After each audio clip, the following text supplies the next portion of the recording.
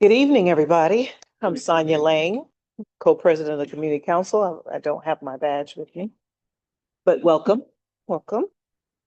So what we're going to start with, we're going to get our meeting started. I want to let you know that our meeting minutes are posted on our rolandopark.org website, and the meeting is on video, okay, and you can access that on YouTube, okay, at Rolando Park Community Council.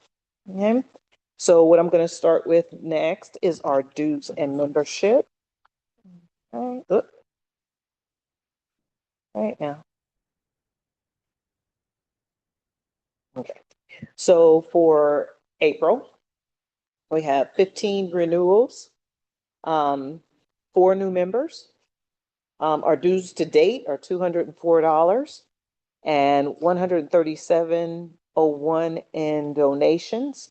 So our total $341.01, and we just got a renewed member today with a donation. Thank you very much. So thank you for joining. All right. All right. So I'm going to move on to our community announcements. And I will start with Bettina from Wentworth Village. Do you have anything to announce today, Bettina? Yes, I think both Jennifer and I, if Jennifer's here, oh yeah, she's here. So Jennifer and I both met with Anissa, and we had a great conversation about the needs of Redwood Village. And one of the exciting projects that Jennifer's been already working hard on is the Pocket Park on University and 60th. So we're looking into just having the city, I forgot what the fancy word for it is, but just kind of, since they already own that lot, to let us develop the park. And Jennifer's been looking for sources of funding for that. So we have high hopes, and yeah, it'll be really cool if it happens. So we just have to manifest and work. Also, a reminder that there's going to be a dumpster day for Redwood Village and Rolando Park in May, and the dumpster will be at the Darnall School in Redwood Village in the parking lot that's right on Hughes Street. So we'll have I can't remember the specific date right now, Jennifer, if you remember, but we are having a dumpster day soon, so get your junk ready. Awesome. I'm getting mine ready. Yeah, that date is the dumpster day is May 16th. May 16th. Thank you. Be here before you know it. So clean out those closets. Yeah, great. Thank you. Anything else, Jennifer? Yeah, just thank you. Yeah, we had a really great meeting with Anissa, and I'm going to speak with, she's going to work on that right of entry for the Pocket Park on University and 60th Street. And I'm looking into several grant opportunities for that moving forward, and that should help that project, as well as the mural that will be attached and adjacent to that on Rock Place, which has that beautiful tag on it right now. What else? We had Anissa and I had it. Candace, can you mute, please? Thank you. Anissa and I met with the new executive director and associate director, Dr. Ann Matthews and Mr. Brian Rainey at Darnall School recently, and we're really excited to partner with them moving forward, which it will include the dumpster day. So we had a great meeting with them, and they've been there less than 9 months. So we're excited about that new partnership. That's it. Thank you. Thank you both. So next up is Lynn Edwards from Rolando Park.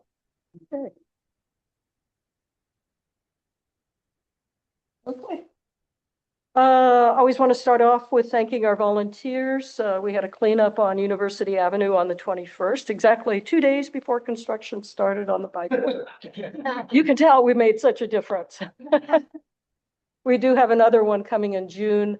If you know, we do 4 cleanups a year on University, 2 in Rolando Park, 2 in Redwood Village. So the next one will be June 13th in Redwood Village. We'll have a flyer out about that next month. Okay. So upcoming events this month. This Saturday, we have a cleanup coming at Xena Canyon. 8 to 11, it's another come when you can, stay as long as you can within the 8 to 11 a.m. perimeter. Our city council office is bringing a small dumpster, very small dumpster, because we don't need one right now. Very big, it's actually fairly clean. Really? So Yeah. it's cleaner than you think. Okay, so that's this Saturday.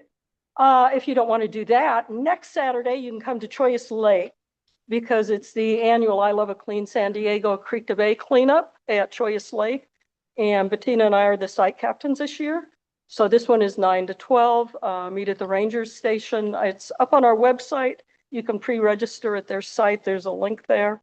Or you can scan the QR code on our website and register online. Otherwise, just show up. We've got plenty of waivers for everyone to sign.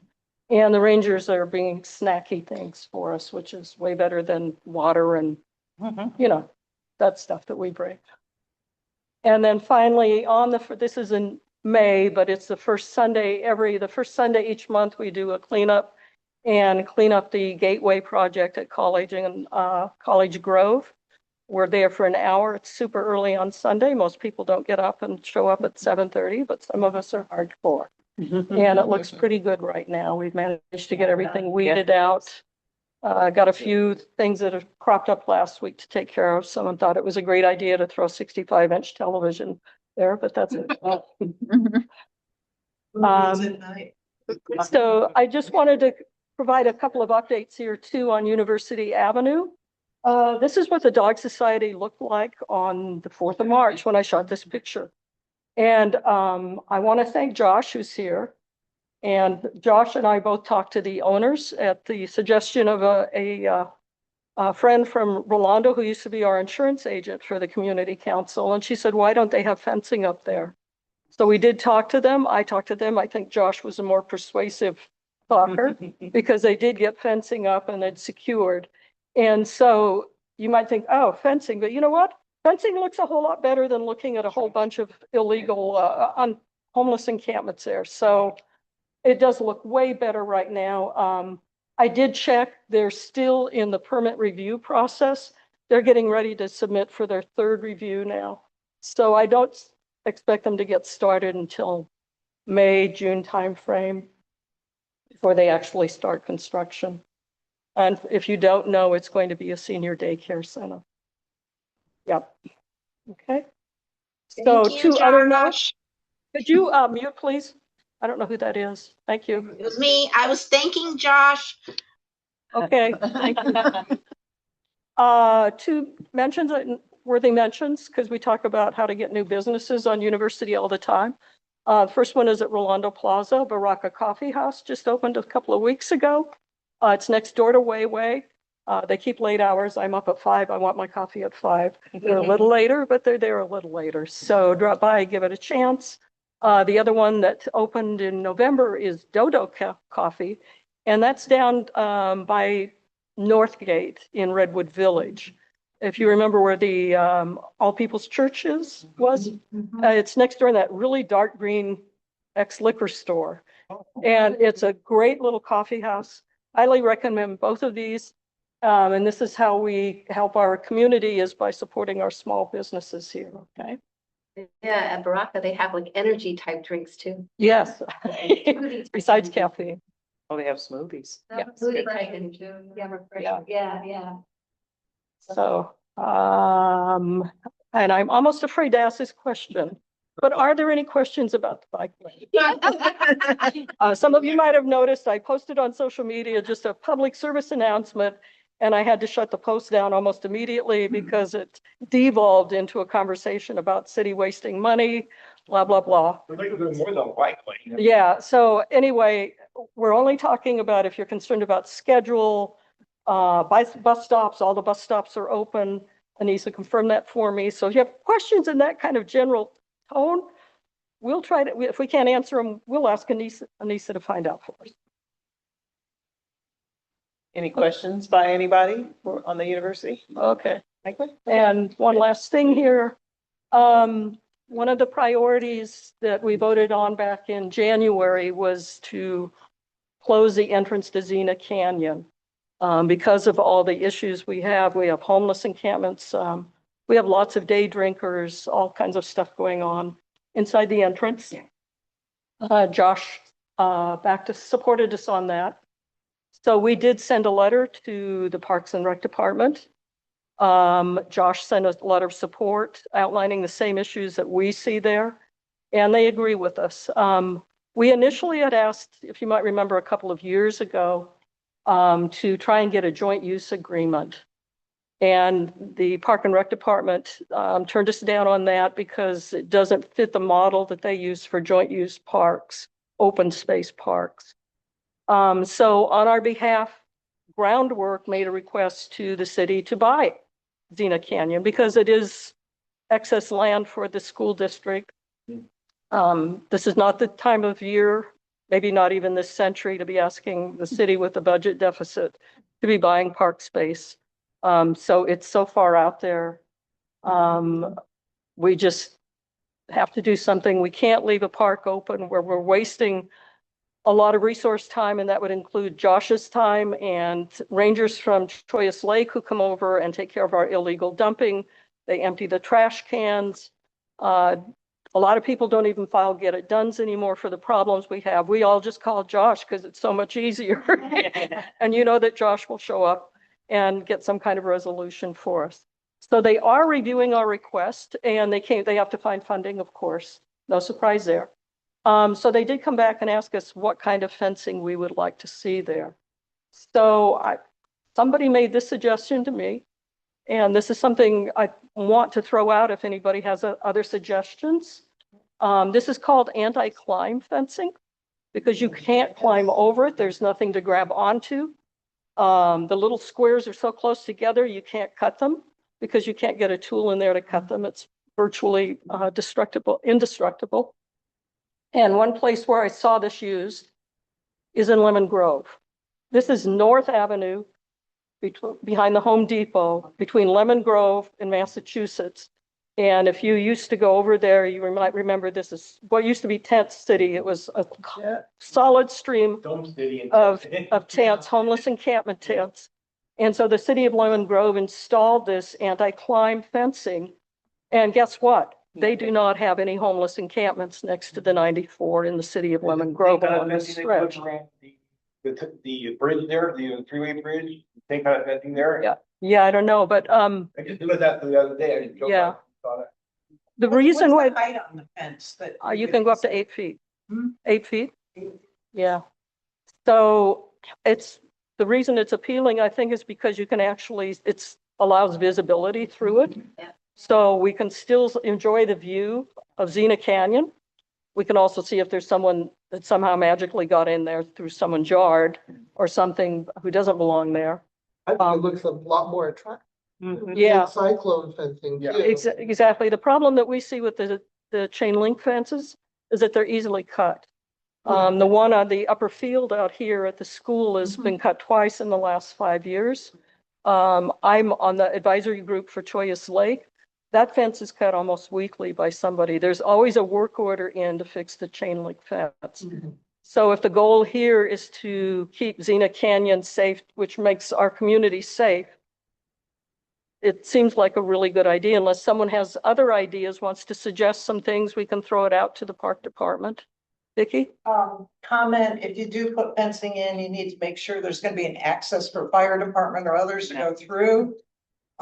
They've already, a long time ago, we checked with them and they told us they don't need that access.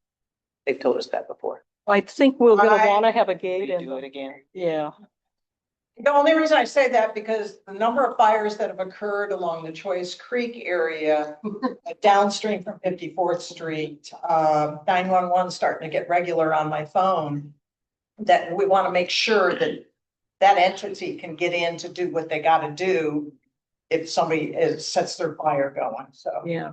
just Yes, we something could for consideration. Yeah. Lock gate type thing or whatever that's there, so. I think because there could be illegal dumping, I don't know Yeah. how. I mean, Yeah. I guess someone could heave something over an 8-foot fence. Yeah. We could see someone in there who shouldn't be there. We could see a fire in there. And we ourselves might continue, we probably in all likelihood will continue to clean it, keep it clean. So we'll need access to it, Where another. one way or the other. So we just want to, if anyone has any other ideas, we're not going to keep the open space fencing that we have now. That just clearly isn't going to help us. But if otherwise, we will let the Park and Rec Department know that this is our first choice. I don't know if we'll get it because it's more expensive, but hey, let's go out with the big ticket item first and ask. How much they spending on maintenance right now? Right. Let's ask Josh how much he's To overtime. that is. point, yeah, fixing, putting something where you have to continuously fix it. Right, What's the point? And, And putting fires out. fires. all right. Okay, so, Thank you, Lynn. all right, that's it.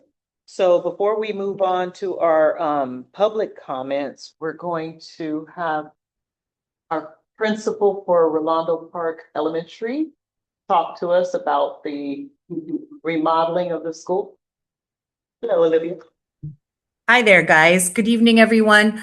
I just wanted to give an update for all of the community members and neighbors that share and utilize the joint use field behind our school.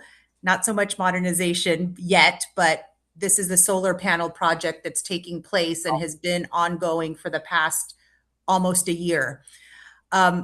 It's frustrating to us being on the site daily, and I know it's probably frustrating to those of you that are in the neighborhood that like to go for a walk around on the field or would like to have a picnic on the park area side, but are not able to park in the actual parking lot.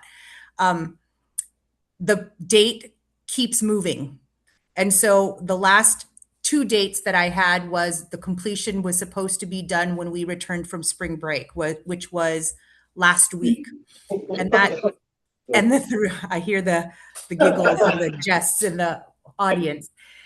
And it has since moved to April 24th on paper. Our district representatives on our end have come to tell me that that's most likely not going to happen due to the fact that, and I'm just going to explain it briefly, the electric that they're pulling to provide electricity to the solar panels is all the way across campus on the Xena Drive side, if you can imagine that. So from the parking lot to the backyards of the homes that are on Xena Canyon, which is our lunch table area, they are pulling a line straight across our blacktop field, which is, I don't want to say it's like a football field length, but it seems like that. So it's quite a distance, and they came across a barrier last week. So in short, we're frustrated as much as you are. I was trying to ask the district to at least clear the parking lot for us so that we have some parking spaces and that the community would have some parking spaces to be in. It's looking like the end of our school year. So we end May 28th, and don't quote me on that because I feel like the final date is always a moving target. And then along with that comes the punch line or the punch walk, right? That goes along with it. So I know you're all frustrated. We're frustrated as well, but I just wanted to share for those of you that use it or your neighbors that do to walk your dogs that we're looking towards the end of May, fingers crossed that to be finished. I also wanted to extend the invite to our Feeding San Diego. I know Lynn comes every second Tuesday to help support our Feeding San Diego school pantry, which is sponsored by a community member in San Diego at large. She was here on Friday to kind of get to know Rolando Park. And we currently we're slated for 55 families to serve produce to. And it's been increasing. So especially since the last government shutdown, we're seeing more families that are needing items and goods. We'd like to expand it to the community at large. So just know that if you have neighbors or yourselves would like to come out, it's scheduled for every second Friday of the month. And it usually happens at 7:45 when students are here, and then it ends by 8:15. We've increased, we'd like to increase it to the broader community. So if you have neighbors that are nearby that would like to walk over and pick up, we have fruits, vegetables, Lynn's favorite canned tuna.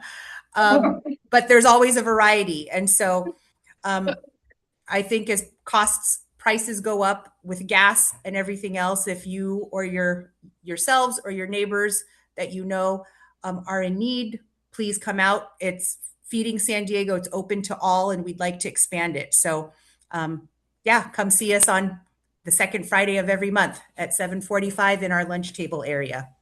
So thank you. Thanks, Thank you, Olivia. Olivia. All right.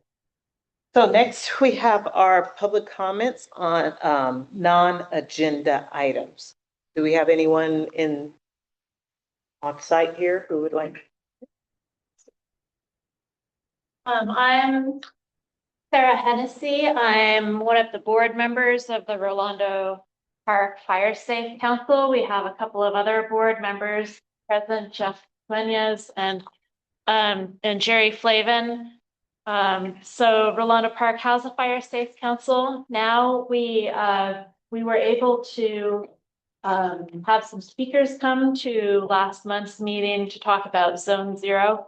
And that was a pretty long and detailed discussion. I thought I would just boil it down to the couple of take-home messages, which was really right now we are in an education phase. And then after the education phase next year, they're going to be asking for maintenance.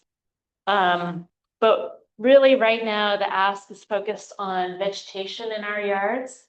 As we go into the summer, the hot summer months, they're asking us to keep our yards trimmed, to keep vegetation well watered, and to remove dead and dying vegetation. And that's the bottom line right now. And I just wanted to highlight that Zone 0, a lot of us are just waiting to see how this is going to roll out. But for now, it's progress, not perfection, and our good faith efforts are enough. And if you have any questions, come and find one of us, and we're happy to try to get answers for you. Any other public comments here in the room? All right, so online, I see a hand. Yes, hi, can you hear me okay? Yes, we can. Hi, my name is Scott Sanchez. I live in the Sunrise Point community over by 58th Street and University. And I also serve on the board with the community. And this is my first time attending the meeting, so this is a great experience. I'm glad to be here. Yeah, I did have a question about the lighting on Dandridge Lane. The intersection on the hillside along Sunrise Point at Dandridge Lane and Faircross, it's been a known area for criminal activity, especially at nighttime. And I was just trying to think on my own of what's the most cost-effective way to improve the lighting there. And, rather than putting in new light poles and that kind of thing, I know that gets expensive with the digging, but, what would it take to upgrade the existing light posts that we have there to a higher intensity light? I heard you say earlier the city's got a deficit and it's kind of hard to get things funded. But, I was thinking from my perspective, that would probably be the least costly way to get better lighting on that street. Scott, could you drop your email address in the chat? And Sure. Our representative from District 9 is here. Yeah. And if you drop it in the chat, I'll forward it on to Anissa. Yeah. And Anissa will get back to you. Is that okay? That's great. Thank you. Yep. Okay. Yeah, I'll get his address and we'll let you two discuss it. Okay. Okay. I just put my email address in the chat window. Thank you very much. Thanks, Scott. Thank you, Scott. I appreciate it. Anybody else online? All right, well, thank you. So we'll move on to our our community reports. And Officer Josh Cummings was, oh, you're gonna say ladies first? Is that what you're gonna do? Oh. Good evening, everyone. Good to see everybody as always. He's a new Terry, right? Oh, I know. Yesterday, I didn't last night. Anyway, good evening, everyone. Good to see everybody. Good news is we have 100 new police officers. We've solved all crime. Homelessness is no longer an issue, and everything is great. Hey, I feel like I'm getting applause, so that's my report. No, I mean, ongoing issues, things are going pretty good. Dog Society, me and Lynn worked together on that. We got that taken care of. Yes, Fair Cross and Dandridge, that's a challenging area. It's been for a little bit. It's mostly vehicle habitation issues, so I'm over there a lot, marking these cars, trying to tow what I can when I can. Vehicle abatement is such an issue because parking enforcement no longer tows cars, and we have one assigned vehicle abatement officer to our entire division, and that guy usually is like 400 to 600 cases that get it done wise, backlogged. So some of the ones that are pressing, that are real community nuisances or issues, I try to deal with as best that I can. But as you all know, my job isn't entirely just impounding vehicles, and if I did that all day, I wouldn't do anything else. So nonetheless, we're working on Dandridge. I've been working on that for a while. They did have a really good community group that was there. They came and did the neighborhood watch. Unfortunately, the guy that was leading it had to step away from it, and we haven't had anybody take that back over. But nonetheless, that's a work in progress. Everything else is going pretty good. The only thing that was pretty odd that happened here over the last month was the suspicious death. It turned out to not be suspicious. Initially, we had some thoughts about some things that it could have been or things that could have happened. Luckily, none of those things happened, but we err on the side of caution and make sure we have the right investigators and things, and make sure we're thorough just in case that turns into that. And fortunately, again, it's unfortunate that the gentleman passed away, but fortunately it was not a violent crime, which is helpful for obviously the community, because I know there was some emails and people and, hey, what happened, and we're worried. And so nonetheless, at least we can rest assured on that. Rock Street looks pretty good. I drove through there today. There's of course somebody's always dumping something, but there's no it's over there. I noticed one cart kind of in front of the 3+ area. I'll address that tomorrow if there's anyone over there. 5500, I know it's not necessarily Rolando Park entirely, but it's kind of just past the Redwood Village area, 5500 Choice Parkway. We're doing continuous cleanups over there. Been abated again, and there's trash working on getting cleaned up. Environmental services is backlogged, so they get it done.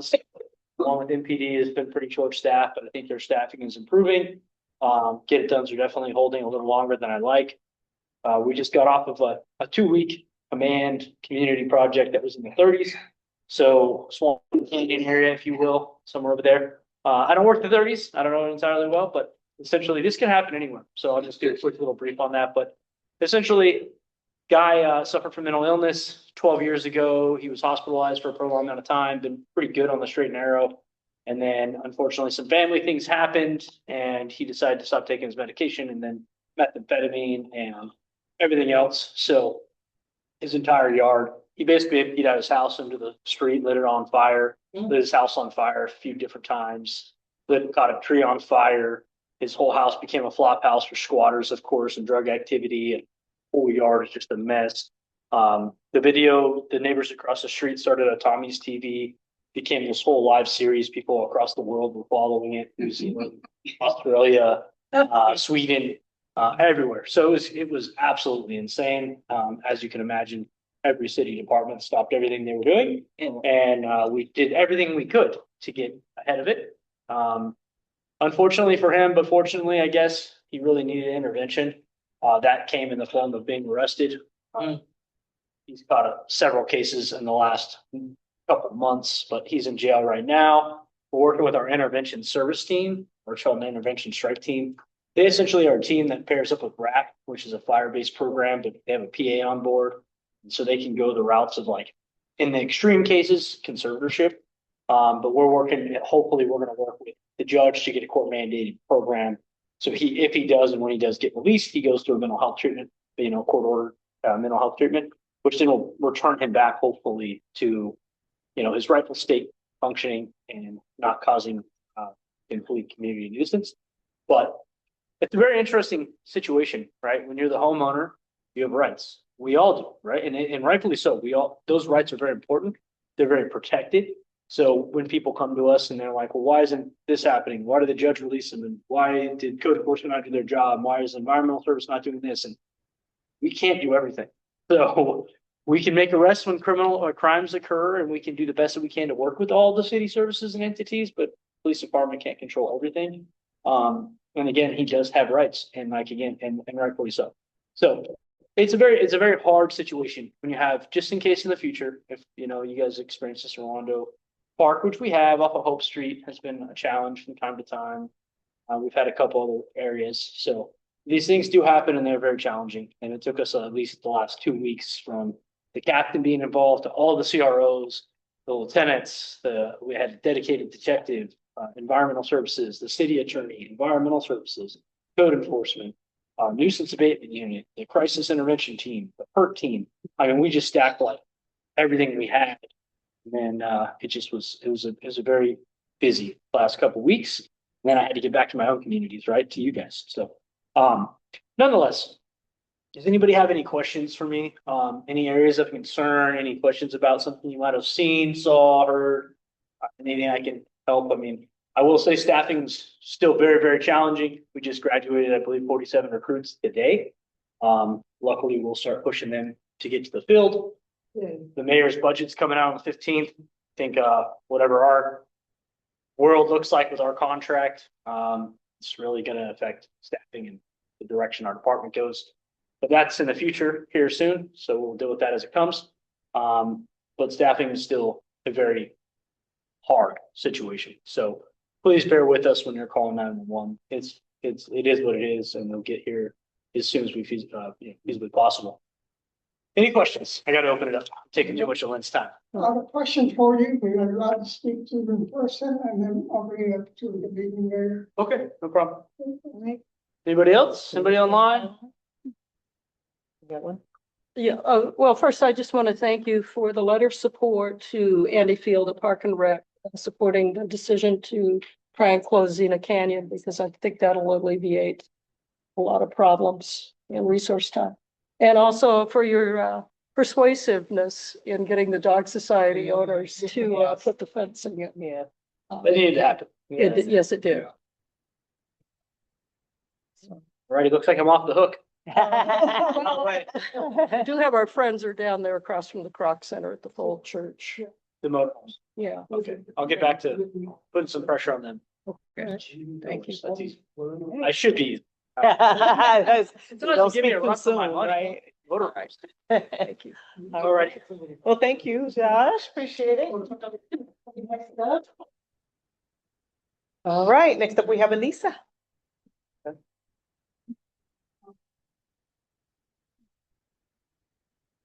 Hello, everyone. I know we have some new people online. I just wanted to reintroduce myself. My name is Anissa. I am a community representative for District 9, Sean Oliveira's office. I just wanted to share a few D9 updates for the community here. For due process and safety ordinance update, last fall, the City Council unanimously passed a due process and safety ordinance, a landmark policy to protect civil rights and ensure San Diego is not complicit in any unlawful or discriminatory enforcement. Since then, the ordinance went through and it met its required me to confer process with the city labor unions, and I'm happy to share that those changes were met.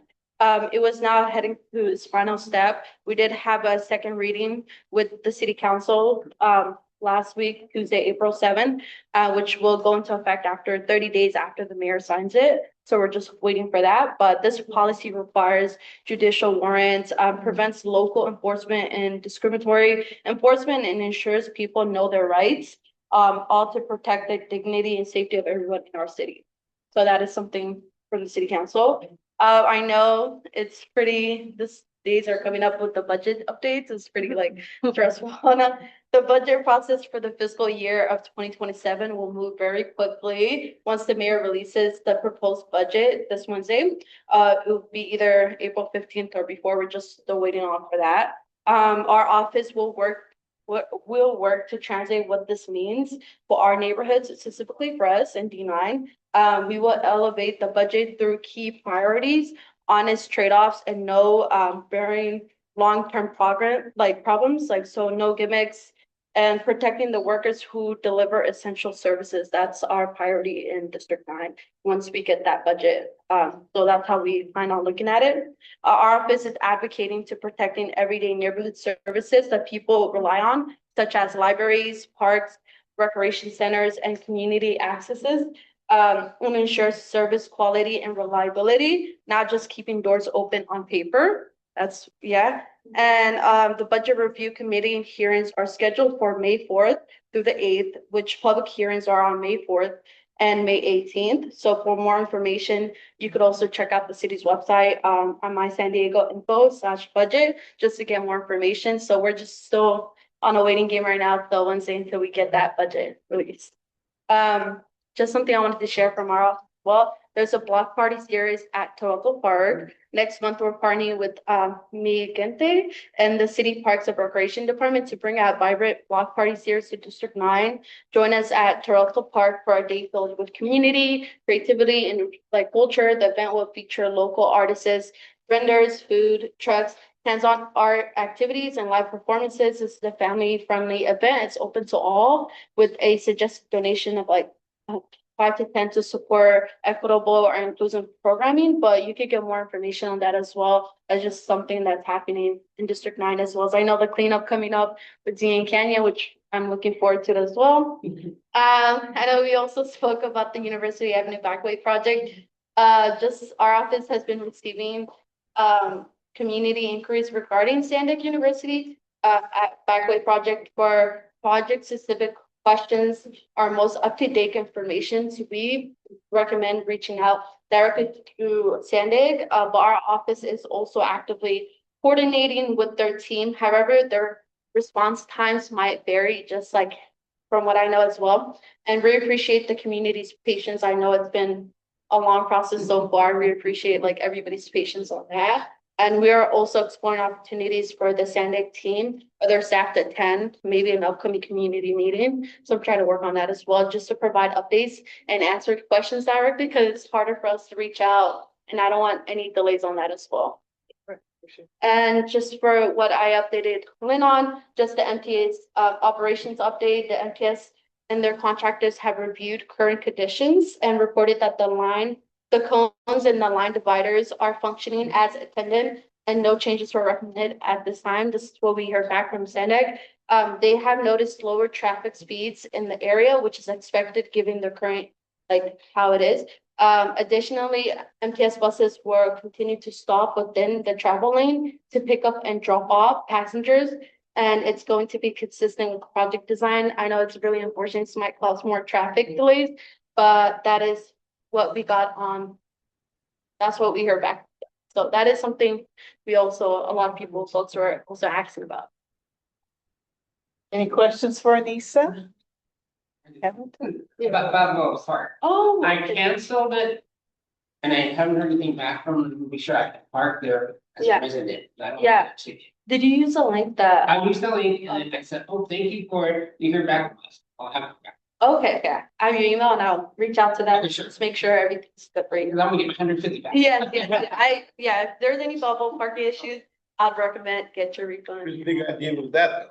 Yeah. Anyone on the line? I know there was a problem too, like, you know, people were like, and they fixed the website when people were putting in their license, if you did like, you know, the lowercase versus the capital, it wasn't, you know, so they, you know, I'm on lots of other little things. And so they say, hey, make sure, like, you know, if you have like, but now they fixed the system, so it's only gonna be caps. Right? You heard that too? Yeah. I mean, that makes sense just as far as programming is concerned. Yeah. So, yeah, so they fixed that problem. So that was part of The problem? yeah. Exactly. Yeah. So I'll follow up on that as well as Scott's question earlier about the streetlights. I also wanted to update regarding Play Park or Funland Play Park. I always forget the new name change. Mhm. But that is, I know there's been inquiries regarding the fencing issues and just the long continuous project that it hasn't been updated. I did reach out. They did tell me that they started construction and they are scheduled to finish on time, but there's still like fencing issues. So I'm reaching out to the construction team to get more information on that as well. So I emailed them today, so maybe an update tomorrow. Okay. Yeah, yeah. Any questions from anyone online for Anissa? Well, thank you, Anissa. Appreciate it. Thank you. All right. I think that's it for our community reports for this evening. So we'll go ahead and move on to our presentation, which is Rosa Elena Enriquez from the City of San Diego Environmental Services Department will be our guest to present the upcoming recycling bin rollout. Thank you very much, and we appreciate this opportunity to provide an update tonight. My colleague, Leah Jackson, will also be presenting along with me. I'm a community development specialist with the Environmental Services, and Leah is an associate management analyst with the Environmental Services Department as well. And I will share my screen at this point.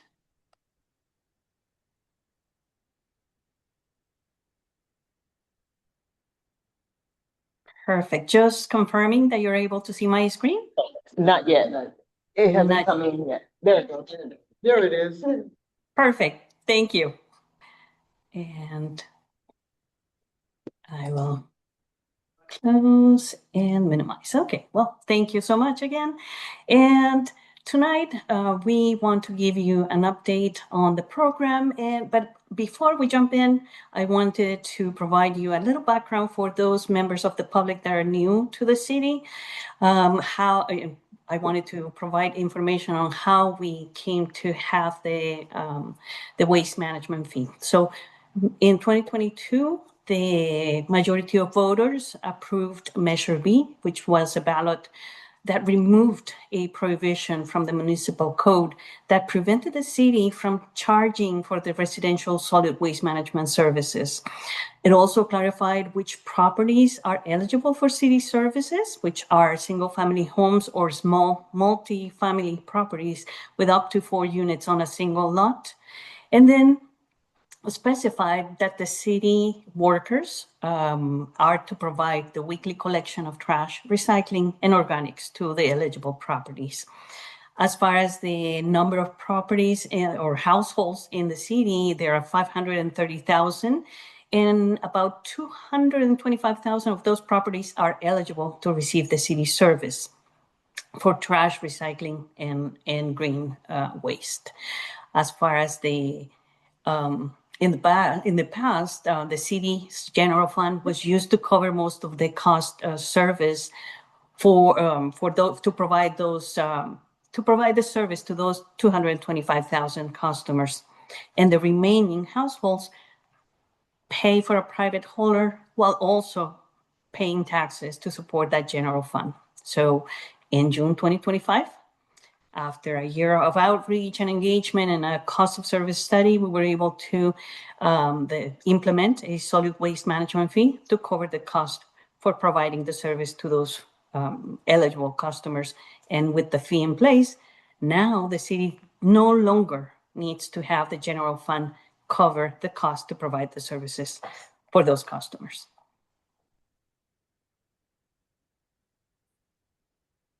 I wanted to share as well. We have three pools of information as far as what happened as of July 1st, 2025. Well, we continue the weekly trash and organics collection and the biweekly recycling collection. So that has not been interrupted. What was implemented as enhancements, as we shared with the public, we launched the container repair, replacement, and delivery fee was repealed. So no longer do you have to pay for this if you call in the department, if you call environmental services, customer service, or you create through the portal, and we will talk about the portal in a few minutes, but if you create a request, then your containers will be replaced at no fee to you. As far as the customer portal, it was established with the option of self-service, because you are able to select the number of bins, the sizes. You can opt in for text and email alerts on what's happening with the ESD. And then in October last year, we started the rollout of the new containers. The gray containers were rolled out. And we have the new financial assistance program that I will talk shortly about. As far as what's coming next year, we will have weekly recycling. So no longer bi-weekly, it will become weekly recycling in July 2027. And then a new program for curbside bulky item pickup will be launched so that we can pick up your sofa or some large items that you have. So more details to come. And as soon as the program is finalized, we will let the public know what's next. We have the financial assistance program, and we're very proud to share with the public that our commitment to help those families or those households that need assistance, we have met it. We partner with MAC, the San Diego Metropolitan Area Advisory Committee on Anti-Poverty of San Diego County, MAC, to administer this program for the eligible homeowners. And what are the guidelines? So as far as who qualifies, it's very important that the owner, you own and live in that property as your primary residence. The home receives the city trash and recycling service from the city environmental services department specifically. And then you meet one of these criteria. It's based on household income, that you have to be below or at the 60% median income, or someone in your household is enrolled in Medi-Cal, CalFresh, CalWorks, or the low-income energy assistance program. So these are the 4 programs that make you eligible. And we have the MAC website so that you can find more information on this project. How to apply? You can go again to MAC project, and here's the website. You can visit that website. You can check the eligibility, gather the documents, the required documents, because you are asked to submit proof that you live in the household, that you live in that property, that the household income or the enrollment in the certain programs, you have to provide that information. And then you have to complete and submit the application. So just very important, there is a deadline of April 30th for residents or the households that would like to receive assistance for the fiscal year 2026. And any applications received will be reviewed and approved in the order that they are received. So help us spread the word, because it's very important. We have funding for about 7,000 applicants. And right now, as of this week, as of today, we have about 3,100. So there's funding available. There's funding available. So don't forget, if you know of someone who is eligible or can take advantage of the program, please share the word with them. Even if you paid your property taxes already, if you already paid for that, for the fee, you are still eligible. You can still apply. So please, please, please help us spread the word. Also, we have in-person MAC clinics. These are offered through April. And we started the clinics in January of this year, and they're running through April. So if you visit the website, you will be able to see which is the nearest clinic by your location, and then feel free to attend if you need assistance completing the application. As far as how much is available for you, regularly it's half of the fee, $261.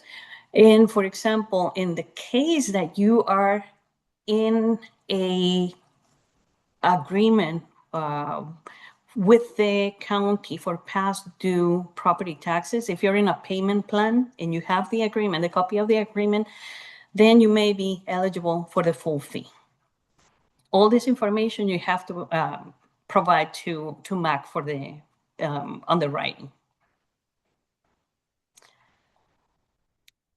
So as far as the container rollout progress, we can see here on the slide that the gray containers were about 97%. They have been delivered, so we're in a good route to completing soon. And then as far as the blue containers, we started in March. So you would see. You're just laughing at a pop-up that came on your screen. Yeah. Just dance. So you will see over here that the March deliveries have started, and then these blue lines, these are all these are projected. These are not yet delivered, so these are all projections. And as far as the numbers, you will see that these are based on the number of bins requested, not on the number of households. So as far as the question of why is the city replacing the containers, we want to make sure that we're providing service only to the eligible customers and at the level that the household has requested. And as far as the age of the bins, we appreciate the nice treatment of many of our customers. However, these containers are already past their life, the service life, the 20 years old. So now we will have bins that are more durable, easier to identify, and they're available in additional sizes with the scannable tags. As far as the old bins, this has been a question that has been presented throughout. And these old bins will be recycled. So the old black and navy blue bins, they will be recycled and made into new bins or other products. And as far as the green bins, they will not be replaced because they were recently issued to households. So those bins will stay as they are. In terms of the replacement of the bins, as we did when we started the rollout, we notified our customers, our eligible customers, that the city was phasing out these two bins, the black and the blue. And at this point, there's no option to keep the city-owned bins. They have to be placed outside, and so that when the crews come in, they can pick them up. As far as the use of your own personal bins, if you were to have purchased a bin, black or blue, you can keep them. However, only city-provided, only city-owned bins will be serviced, because the service request is based on how many you requested through the portal or through the customer services team. So as far as pickups, you can call our environmental services team. You can also complete a request to remove the bins at the Get It Done app, or just through the portal as well. You can do that. So that completes my presentation, and I'll turn it over to Leah. Leah, let me know, and I can move through the slides. Perfect. Not yet. Thank you. We'll hold it till the end. Hello, everyone. My name is Leah Jackson. I'll be doing a presentation for the rest of the slides, but we're going to move on to recycling. So we just started delivering the recycling bins. You'll start receiving them soon if you haven't already. We're going to complete recycling delivery by summer 2026. They are no longer the dark blue color. They're going to be a light blue, so it'll be easy to identify who our city customers versus which of our residents in the city are with the franchise hauler. The customers will be receiving a mailer. The mailer you're seeing on the screen is the mailer that you will be receiving through the addresses listed on your property taxes. So everyone will be getting a mailer with updates. You can scan the QR codes at the bottom if you have any questions and you need any more information. And we also have the delivery schedules online.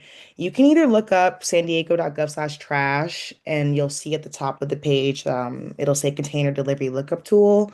Or if you just Google ESD container delivery lookup tool, it'll show up as well. And if you input your address or your APN, it'll tell you the day in which we are scheduled to come to your property and deliver the new container. And that's also the day that you would put out the old container for us to retract as well.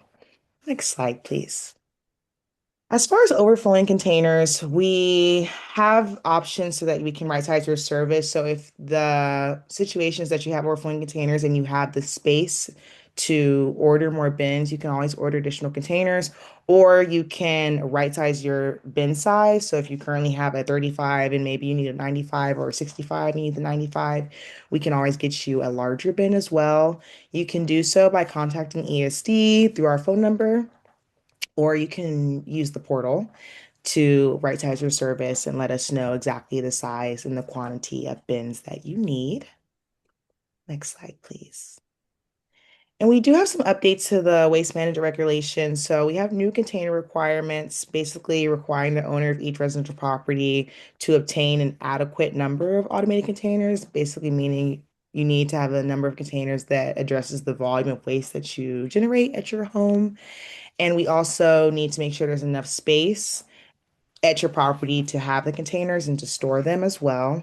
Some updates that aren't mentioned on the slide, but Rosalina kind of already covered it. If you previously bought a bin from, let's say, Home Depot or Lowe's, that's just an unmarked trash bin or recycling bin or organics bin, you can't keep it. We just won't service it anymore. But of course, you can keep, your own property. We just won't be servicing it like we used to before. And next slide, please.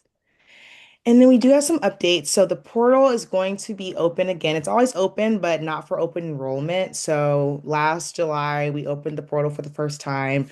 Our customers were able to log in, submit their service level, tell us how many bins they need, what sizes they need, and then it closes. It's kind of like insurance, like give your open enrollment period, and then it reopens the next year at the same time. So July 1st, we're going to reopen portal enrollment so that you can change your sizes if over the year you've realized maybe you need more bins or a smaller size or a larger size. This is your opportunity to make those updates in the portal.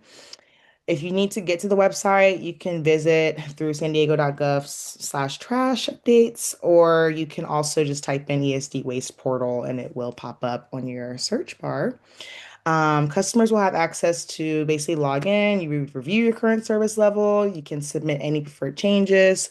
There's a lot of things you can do. A lot of the tabs in the portal sync to get it done. So if you need to look up your APN or you have a request, a container request, and you have a repair/damage, replace the damaged container request, you can do that there as well. So there's a lot of different things you can do, and we hope that everyone's enrolled in the portal. And if they aren't already, you can do so anytime, but you'll be able to change things starting on July 1st.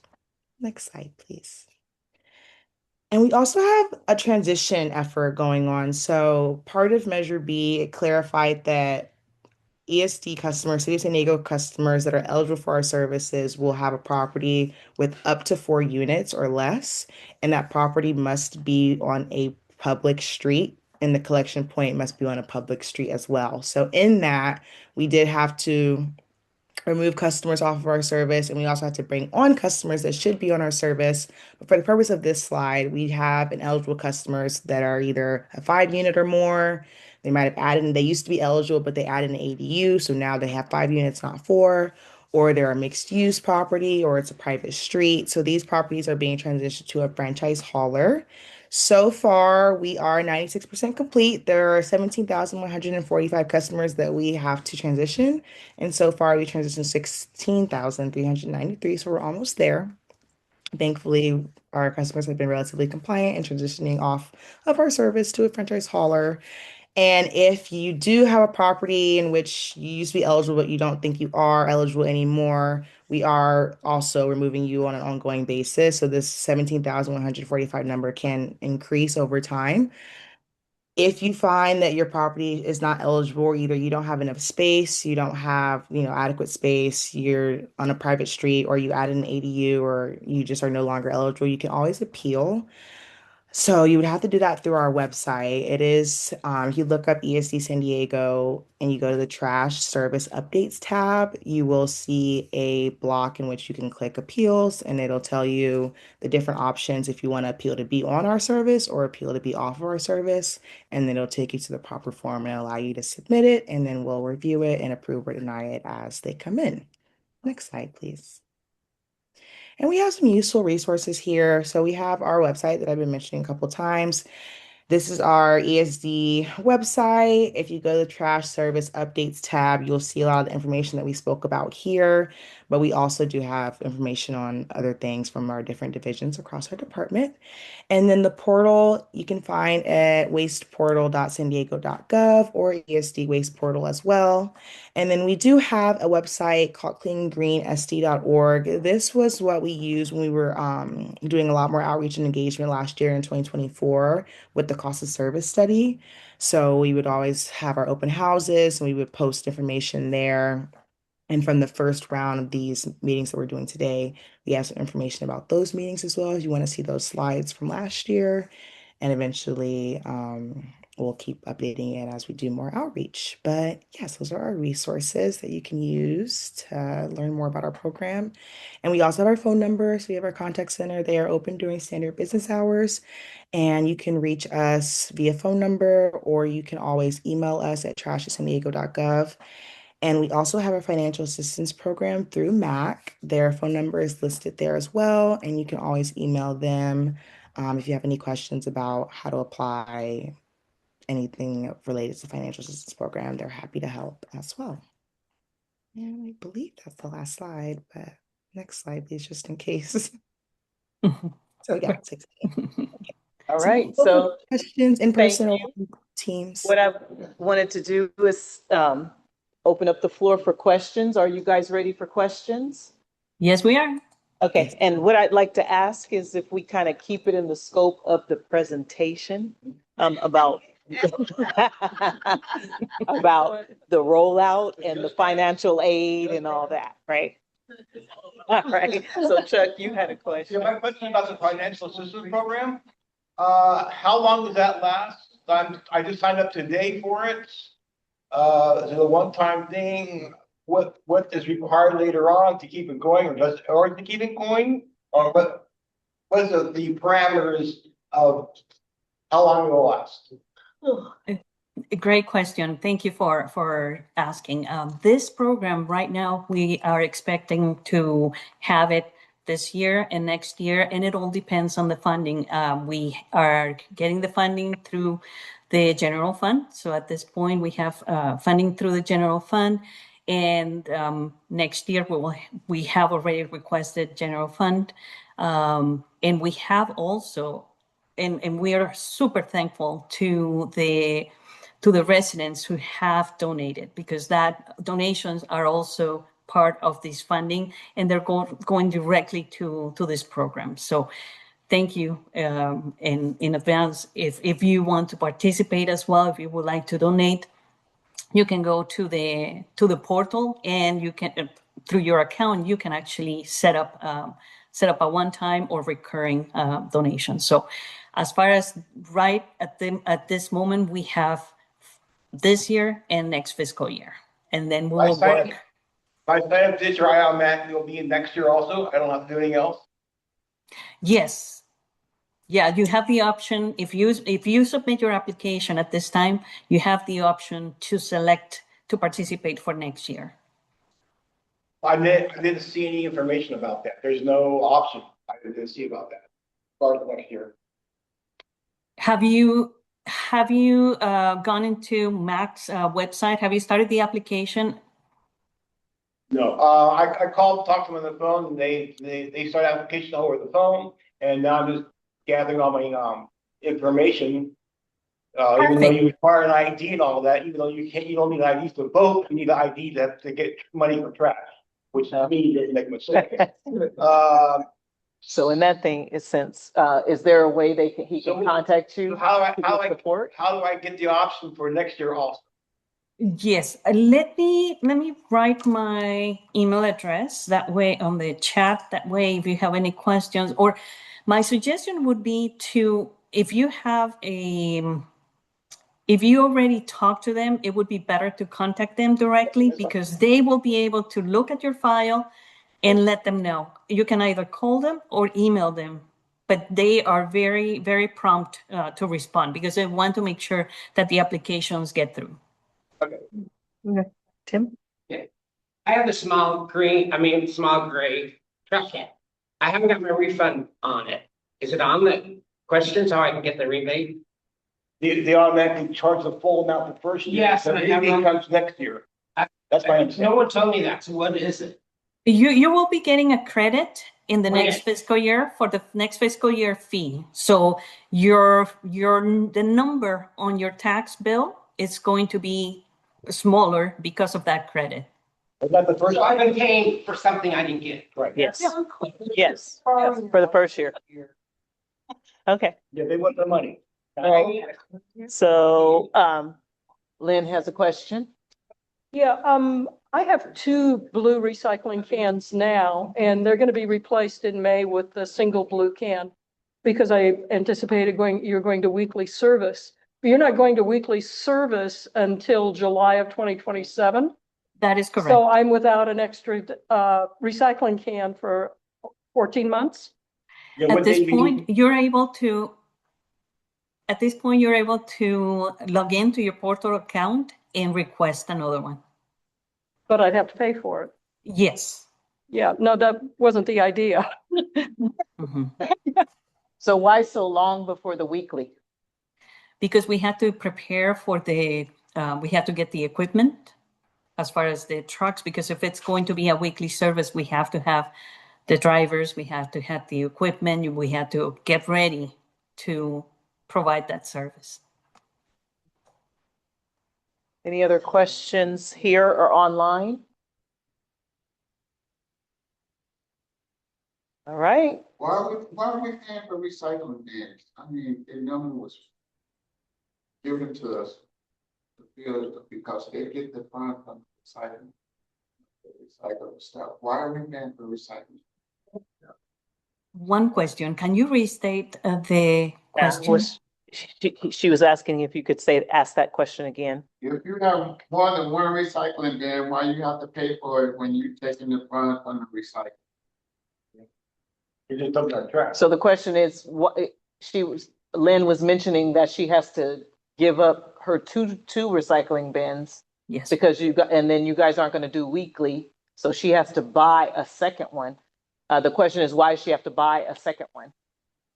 We are providing the service based on the number of containers. So that's why we want to make sure that we provide you, that we are we're providing that service accordingly. Okay, my comment though is that in 14 months, 1 blue can is adequate because you're providing weekly service. I have 2 cans now because it's bi-weekly. So I would be forced to buy an extra can that I won't need in 14 months. May I suggest in that situation, increasing the size of the bin? I already have a 95. I hear you. We'll just throw away the recycling. Yeah.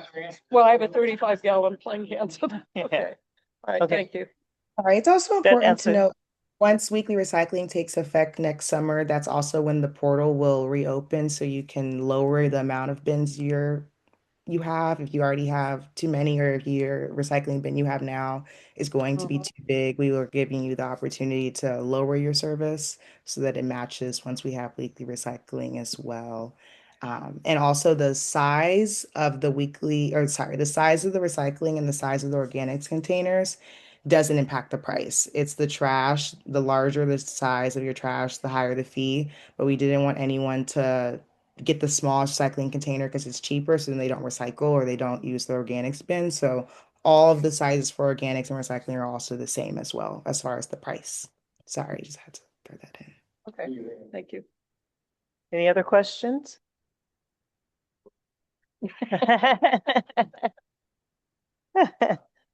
Well, thank you very much for your presentation. We appreciate it, Leah and Rosa. Thank you very much. Have a Thank you nice for evening. having us. Thank you, guys. So thank you, everybody. That would be the last of our presentation and the last of the meeting. So I would say we adjourn. Thank you, everybody online for joining. We hope to see you next month. Thank you, everybody. And